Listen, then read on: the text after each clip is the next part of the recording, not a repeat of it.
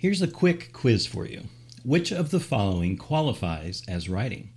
A. Researching which way of poisoning someone is the least likely to be found in an autopsy. Or B. Arranging a pile of notes you've jotted down on note cards into an order that will make the most sense to your research paper. C. Searching through a stock photo website to find someone who looks like the main hunk in the romance novel you've been dreaming of writing. Or D. Filling all 27 of your fountain pens, rearranging your workspace, and ordering 2 new notebooks that will be here with tomorrow's Amazon sweep through your neighborhood. If you answered none of the above, you win. The truth is, none of those activities are actually writing. And since I'm in the middle of a year-long challenge that is focused on actually writing new words, I've had to wrestle with the idea that a lot of writing successfully doesn't necessarily involve actually writing. I'm going to dive into that topic and give you an update on my progress this week on this episode of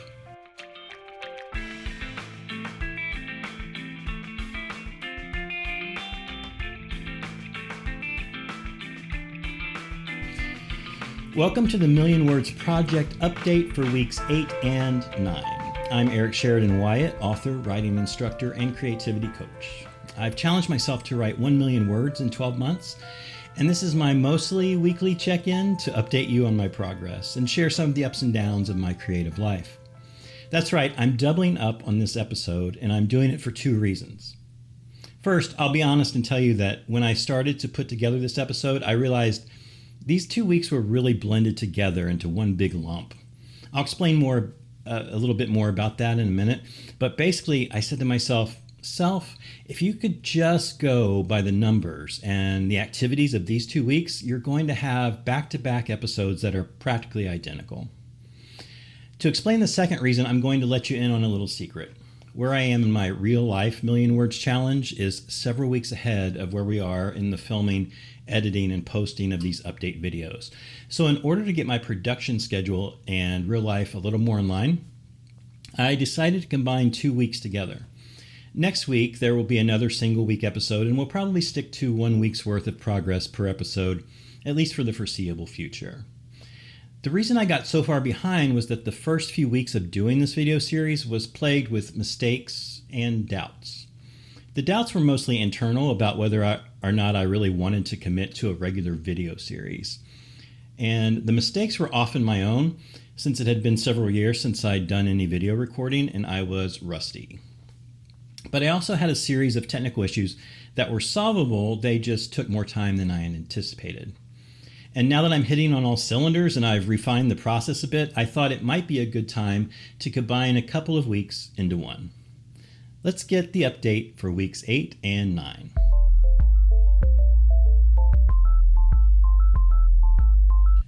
We're going to start right off with the weekly totals. Week 8 was right at 21,000 and week 9 was just under 20,000. Week 9 was the second time I've missed the 20,000 word goal for the week, and this time by just about 300 words, which is a little bit of a tough pill to swallow, even though, as you can see from the cumulative total, after 9 weeks, I'm still 12,000 words ahead of the minimum pace to reach 1 million words. As I mentioned last week, I'm using the data I collect while attempting this project and using it to assess my creative life and make corrections based on where I am today and what I would like my ideal creative life to look like. As I work to reduce my focus on my ongoing life document project, you'll see a spike during these 2 weeks in the journal category. Man, let me tell you, there were some real epiphanies pouring out of my pen these 2 weeks. Lots of good stuff happening in my journaling life. And 2 more weeks where my fiction numbers increased, which makes the first time in a long time that I've written new fiction in a sustained way. Is it a large amount? Nope. But as I say almost every episode, small steps lead to big results. So yeah, it's a little bit of a bummer to barely miss the mark again for one of the weeks, but it's fine. In fact, when I look at what I actually did do during those 2 weeks, I'm actually pretty excited that I was still near the target. My non-writing task list was long. There were a number of life chores that needed my attention, and I had a couple of opportunities to help out a sick friend and some family obligations that were unexpected. And I spend a lot of time doing what I call writing-related activities, or sometimes I call it writing-adjacent activities. And that actually leads us to today's topic.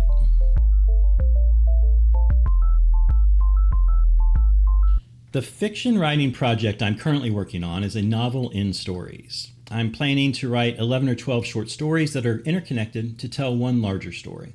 And this collection of stories is tied to another more conventional novel that I hope to write later in 2023. Because these two large projects are intertwined but separate, there is a lot of planning and behind-the-scenes work that I wanted to do in order to have a clear idea of characters and locations and timelines, and especially timelines. Because ultimately, the two books that will result from this are going to cover about 80 years and 4 generations of a family's history.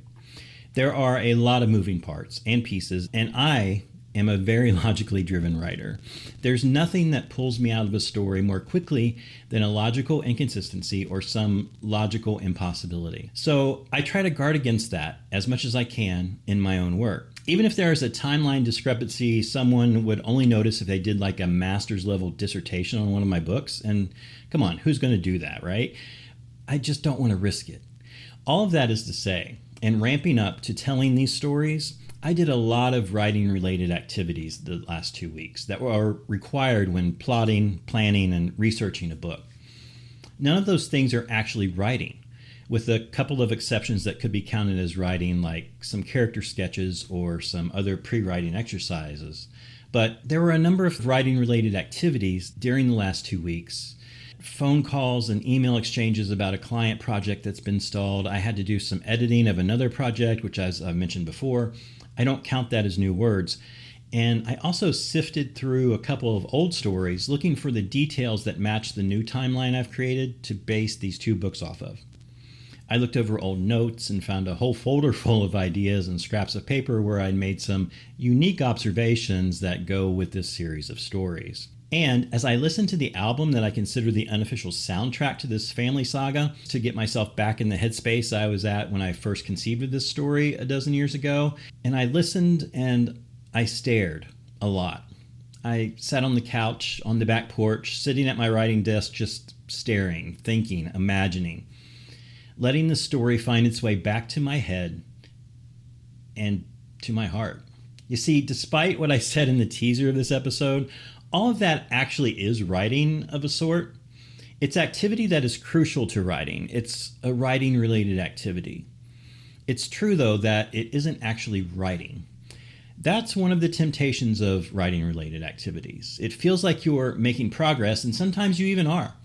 But if that progress is never demonstrated by actually, writing the story, then all the writing-related activities in the world will not create a novel, a play, a poem, or a best-selling memoir. And that's why I'm only counting new words written for the Million Words Project, because I know that in order to have written the books I want to write, I have to actually write new words. And that doesn't mean writing-related activities aren't important, because they are. Absolutely. In fact, in the past, when I've managed my creative life balance via a straightforward calendar-based approach, I always put specific amounts of time each week for writing-related activities. They are a part of the process of writing.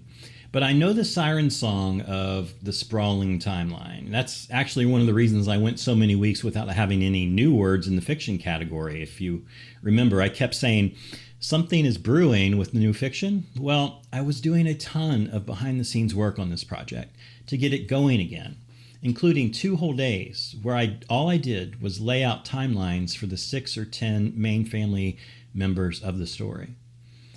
But the beauty of doing this Million Words project is that every week I saw the 0 under the fiction heading. You'll remember. I was reminded that fiction writing is not the same as writing-related activities. Writing-related activities are great and all, but they aren't writing new words. And my challenge is to write a new story, not to plan out 600 pages worth of a story I don't ever get around to writing. It was time, as they say, to fish or cut bait.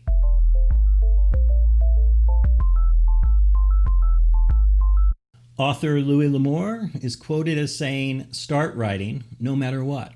The water does not flow until the faucet is turned on."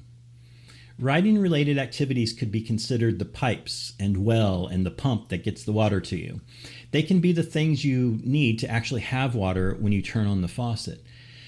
But we have to be careful not to get lost in thinking everything we do that isn't actually writing is so important that it must be done before we start to write. Sometimes we convince ourselves that if we have just everything just so, when we do start to write, we'll be able to plow forward without a hitch. But then we keep finding new questions to answer, new research to do, new scenarios to imagine, and we get paralyzed. Remember, to see your vision actually realized is the end goal, not building a scaffolding that could contain your story. Author Steven Pressfield gives us some advice. Start before you're ready. If you keep the actual goal in mind, you can take steps towards reaching it.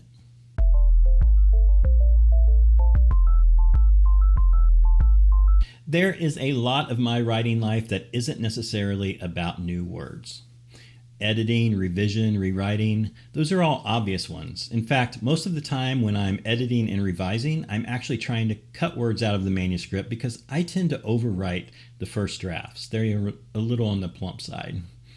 And depending on the kind of writing you're doing, it's not uncommon to have hours and hours of research, interviews, reading of secondary or source texts, and just general planning, imagining, and fretting over how you'll tell the story you want to tell.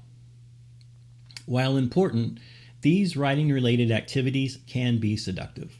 They can make it easy to feel like big progress is being made when actually no new words are written. Being mindful of my actual next step, which was to write the first story of the collection, I had to get to a point where I pivoted away from planning and toward actually writing the story. Finding a balance in my creative life is the ultimate goal. I want to have time to dream and plan and to follow those dreams and plans up with consistent production of new stories, new books, new essays. Knowing the actual destination makes it easier to know when to leave the rest area and head on down the highway.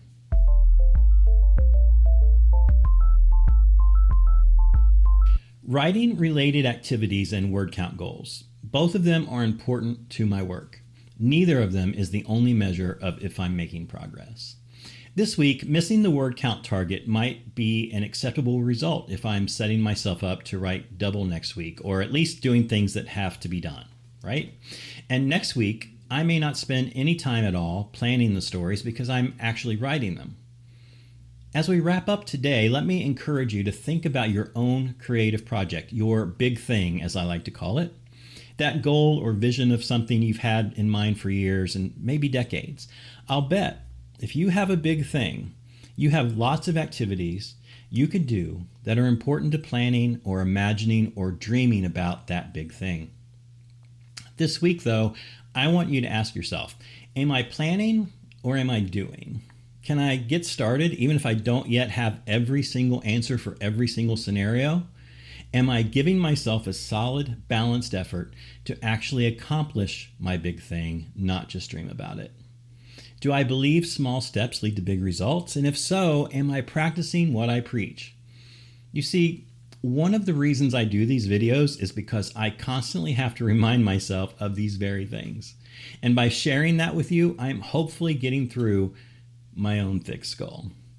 I guess we'll see if that's true as the weeks go on.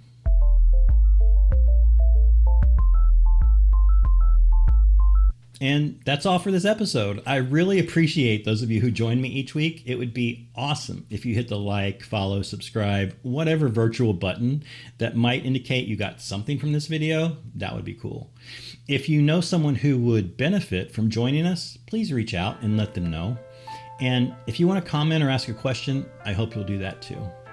You can find additional information about me and this project in the show notes. And until next week, I'm Eric Sheridan Wyatt, reminding you that your words matter. Make them count.